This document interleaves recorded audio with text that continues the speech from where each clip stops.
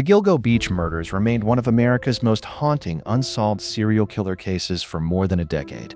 Between 1993 and 2010, multiple women disappeared across Long Island, New York. Many of their remains were later discovered along the remote stretch of Ocean Parkway near Gilgo Beach, shocking the nation and sparking one of the largest homicide investigations in New York history. For years, investigators struggled to identify the killer. The breakthrough finally came in 2023 when DNA evidence, cell phone records, internet searches, and evidence linked to a distinctive vehicle led authorities to Long Island architect Rex Heuermann. Prosecutors alleged that Heuermann targeted vulnerable women, many of them sex workers, luring them with promises of money before murdering them and disposing of their bodies in secluded locations. In April 2026, Heuermann pleaded guilty to 7 murders and admitted to an 8th killing, bringing a dramatic end to years of speculation, investigation, and courtroom battles. Today, the victims' families finally have an opportunity to confront the man responsible as the court prepares to determine his sentence in one of the most notorious serial murder cases in modern American history. Next, Your Honor, Melissa Missy Chen, sister of Maureen Brainard-Barnes, wishes to address the court. She will be accompanied by her husband, Christian. Your Honor, in this court, nothing could have prepared me for the day that Maureen didn't come home. At first, I kept telling myself that she would call at any moment, that everything would somehow be okay. But as days turned into years, that hope slowly faded into a devastating reality. After years of searching for Maureen, my world shattered. The day my sister was found in the brambles on the side of a dark, lonely highway. She was not just murdered, she was a victim of a predator, a serial killer. This was not just a murder, this was a calculated, unimaginable evil. It was a shock so profound that my mind and body could not process it. Because when Maureen was identified, it meant facing the truth that she was gone forever. And that pain is unbearable. I lived with survivor's guilt for over a decade. I replayed every moment over and over again in my mind, asking myself, what if? What if I'd done something differently? Would Maureen still be here today? That question became a weight I carried everywhere. It was constant, heavy, and painfully real. That guilt changed me. I held on to it because I believed I had to. I told myself that if I let go, then what kind of sister would I be?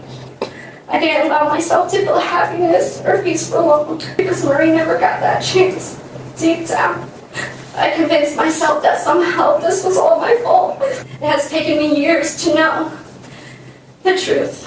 My actions did not cause my sister's death. The guilt is not mine to carry and never was. This burden belongs to Rex. Rex alone. I hope he's forced to sit with the reality to feel even a fraction of the weight, the trauma and the pain I've carried for so long. Your Honor, I would like to tell you about my sister Maureen. Maureen was a rare soul, someone you didn't come across often. She was intelligent in a way that went beyond looks. She was deeply insightful and the kind of person who would understand you with just a few minutes of conversation. Anyone who sat with her, even for 5 minutes, will walk away knowing how extraordinary she truly was. Maureen was there for me through every chapter of her life that she was alive to witness it. She comforted me when I was a scared child and thunder shook the house. She was the first person I saw when I woke up from a medically induced coma on life support after a serious car crash. Standing beside me, picking glass and dirt out of my hair, in my most vulnerable moment, she advocated for me and made sure I was cared for. She was there on her own birthday while I was being induced into labor and my daughter was born the very next day. When I look back on my life with Maureen, I remember her as my protector, someone who loved me unconditionally. She never judged me or tried to change me. She loved me exactly as I was. If Maureen's life had not been taken, I believe she would have gone on to touch countless of lives in a deeply positive way. That's the kind of person she was. She was loving, selfless, and unforgettable. She had a nurturing spirit, always putting others before herself. Her kindness, her warmth, and selflessness, it left a lasting mark on everyone who knew her. She was vibrant, and she is my sister. The last words she said to me were, "I love you. I'll see you tomorrow." Because she was supposed to come home from New York City. Her words never left me. They still echo in my mind. Maureen, my brother Will, and I were inseparable. But Will isn't here today. He died a year before Maureen was found. I will be his voice today. He lived and died not knowing what happened to her. He never stopped searching. He went to New York over and over, handing out her pictures, knocking on doors, chasing any lead he could find. He wrote on her MySpace, hoping she would somehow see it and come home. He wrote, "I love you, Maureen. I'll never forget you. And if you could see this, please contact me. You know, no matter what's going on, I'm here for you. I love you, Maureen." That loss never left him, but it changed him. He carried the weight of her disappearance every day, the guilt of feeling like he couldn't protect her, like he should have done more. And he carried that pain with him until the day he died. Your Honor, you see, this was not only a destruction of life. This has became a lifelong devastation of a family who's loved her. The trauma he created didn't end with me. It has affected my children. It's something that then passed down to children, mother to child and beyond. That is the lasting actions, damage his actions. Rex didn't just take my sister. He ripped her out of my life and shattered everything I thought I knew about safety, trust in the world around me. When he took her life, he destroyed mine as I knew it. There is a permanent emptiness, a wound that will never heal. I am not who I was before because of him, and I never will be again. Since Maureen's murder, this case has changed the way I see the world.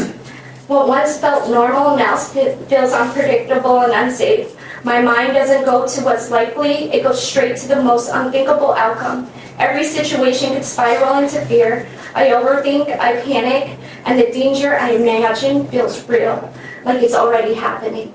I've spent years trying to heal. I've gone to EMDR therapy, PSD treatment, and counseling, but no matter how much work I've done, there's a wall I can't seem to break because I struggle trusting people with my story.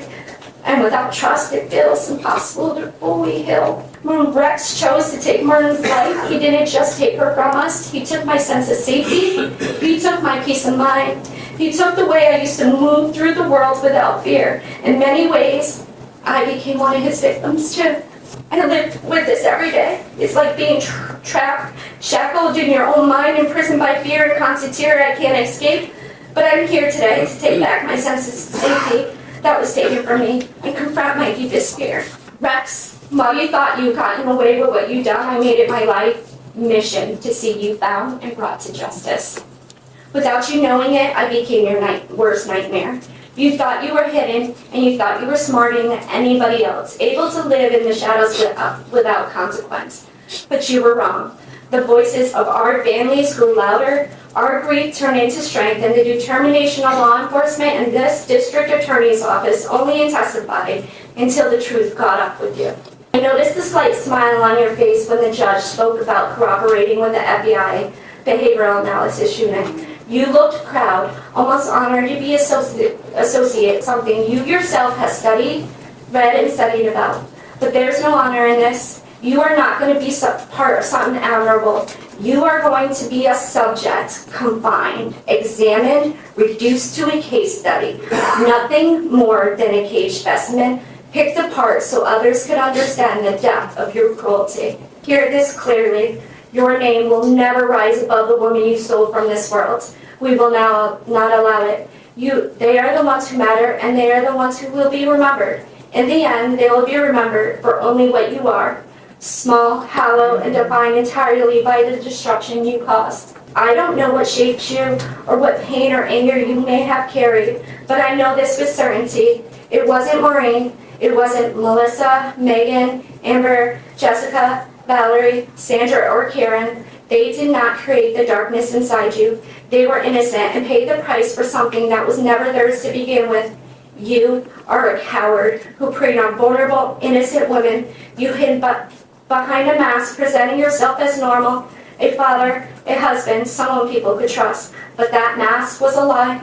Beneath the truth is who you are, A man without empathy, without a soul, someone who hunted, tortured, and murdered women to satisfy the darkness within you. For years, we lived in the shadow of what you did. We the pain, the fear, the unanswered questions, but today that changes. Today you are no longer the one in control of this story. Maureen was not just a victim. She is a daughter, a sister, a mother, a woman who was loved deeply and will never be forgotten. And while you tried to silence her, you failed. You may have taken her presence, but you can never erase her voice and the memories of her. It lives on in every truth spoken, every tear shed, and every act of courage inspired by her memory. I found my strength through her voice. From the pain you caused, I build resilience. From the silence you tried to force, I rose louder to you. This is about more than justice. This is me stepping fully in my light after years of surviving your darkness. It's about reclaiming what you tried to break and honoring what you can never destroy. Love. Next, Your Honor, Ms. Nicolette Brainard-Barnes and Dylan Haggett, the son and daughter of Maureen Brainard-Barnes, wish to address the court. They will be accompanied by Marie Ducharme, Maureen Brainard-Barnes' mother. Your Honor, my name is Nicolette Brainard-Barnes. I am the daughter of Maureen Brainard-Barnes. Before we talk about the case, I'd like to talk about my mom.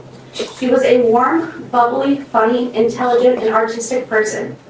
Most of all, she had the biggest heart of anyone I've ever known. When she would pass an unhoused person on the street, she would literally give them her last dollar, or at least stop to acknowledge them and see how they were doing if she didn't have any money on her. She was a language arts girly, a poet, an avid reader. She was politically outspoken, and that carried through in her writing. She loved hip-hop and R&B music and would write raps in her poetry notebooks, saying she wanted to be a rapper. She had a strong sense of humor and the most contagious laugh. She was young at heart, but she was also just young. She lived for only another few weeks past her 25th birthday. When I myself turned 25, it wasn't the joyful milestone that most young people enjoy. It was jarring and painful because I knew that it meant I'd now lived longer than my mom did. Today, I'm nearly 2 years older than she will ever be. Rex Heuermann stole decades of life from a woman who should still be here making memories with the people who love her. The loss of my mother and the circumstances surrounding her death have impacted me in many ways. I've had to go to years of therapy and I've tried many different treatments and medications. I've dealt with extreme paranoia and anxiety and experienced severe PTSD. It's affected every aspect of my life. Even now that Heuermann's been caught, I will never be someone who can relax because I had such overwhelming fear at such a formative age. I was only 7 years old when I lost my mother, and for the next 3 years she was missing. I had to wonder what happened to her. The first time I remember experiencing depression in my life was my first Christmas without her. I didn't realize at the time that that's what it was, but I remember just feeling so empty and wondering why I felt so sad when it was Christmas and I had received every present I wanted. But I didn't have my mother. I was a little girl and I needed my mom. And there are moments that have yet to come when I will need her and she will not be there. People tell me how alike we are. Our mannerisms, views on things, interests, hobbies. Those 7 years with her set the blueprint for who I am. My life has been immeasurably altered by the loss of my mother. There is no part of it untouched by her absence.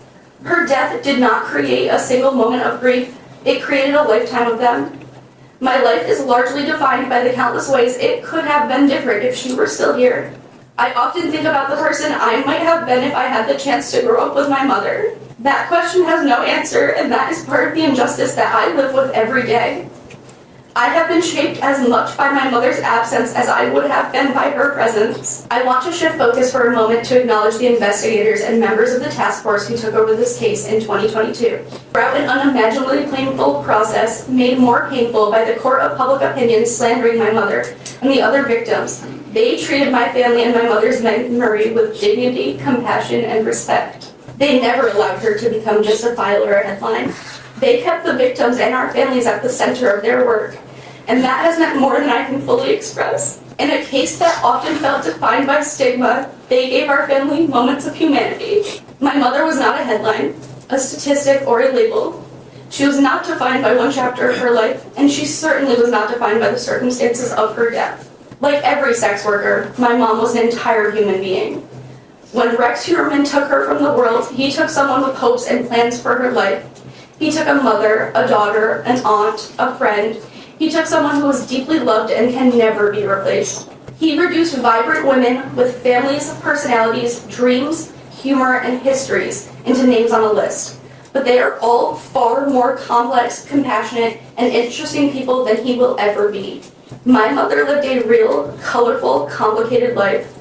She loved, she struggled, she mattered, and she deserved the chance to keep living. The women he targeted were not disposable. They were deeply loved, and their absence has left permanent wounds in the lives of everyone who knew them. My mother's life had depth, warmth, humor, and meaning. The same is true for the other women whose lives he stole: Melissa Barthelemy, Megan Waterman, Amber Costello, Sandra Castilla, Karen Brigada, Valerie Mack, and Jessica Taylor. They will be remembered for who they were and how deeply they were loved. He will be remembered only for destruction. For all the attention this case has brought him, he remains the least interesting person in it. My mother and the other victims lived full, complex lives that mattered infinitely more than the man who cut them short. And to Rex, I know you want the world to think you have the capacity for love and that you love those close to you, but the mask you wear does not fool me. You are a pathetic man who thinks you're better than women. You need to believe that sex workers are subhuman because you're a coward who takes out your own shortcomings on others. I feel bad for you because your capacity for hate means that you can't possibly understand love. The purity of it, the kind of love I had and still have for my mother. Seeing your last court appearance and the way you smirked as you finally confessed to what you did to my mother proves that you need to be locked away for the safety of the community. There are no words extreme enough to communicate the level of depravity within you. You make me sick and I don't forgive you. My name is Dylan, and I am the son of Maureen. When I lost her, I was just 1 year old. My earliest memories are defined by anxiety, fear, and sadness, not knowing where she had went and why I did not have her in my life. I don't remember her voice or her face or the love she gave me as a baby. I never had my mom to see me on my first days of school. I never had her when I graduated. I never had her when I needed her, and I will never have her in the future when I need her. She never got to see who I would become, and she never got to play a role in shaping who I will become. The trauma of losing my mom in such a way, at such a young age, affected every part of my life and will continue to affect every part of my life. Thank you. After years of unanswered questions, the Gilgo Beach murder case has reached its final chapter. Rex Heuermann was sentenced to life in prison without the possibility of parole after admitting responsibility for 8 murders committed over a span of nearly 2 decades. The sentence ensures that he will spend the rest of his life behind bars. The sentencing hearing was marked by powerful victim impact statements from family members who described years of grief, uncertainty, and unimaginable loss. Many confronted Heuermann directly, demanding accountability for the pain he inflicted on their loved ones and the lasting trauma left behind. Judge Timothy Mazzei condemned Heuermann's actions, describing him as a coward and emphasizing the devastating impact of his crimes. While no sentence can undo the suffering endured by the victims and their families, the conclusion of this case brings a measure of justice after more than a decade of investigation. The Gilgo Beach murders will remain one of the most infamous serial killer cases in American history, a reminder of the victims whose lives were stolen and of the relentless efforts that finally brought their killer to justice.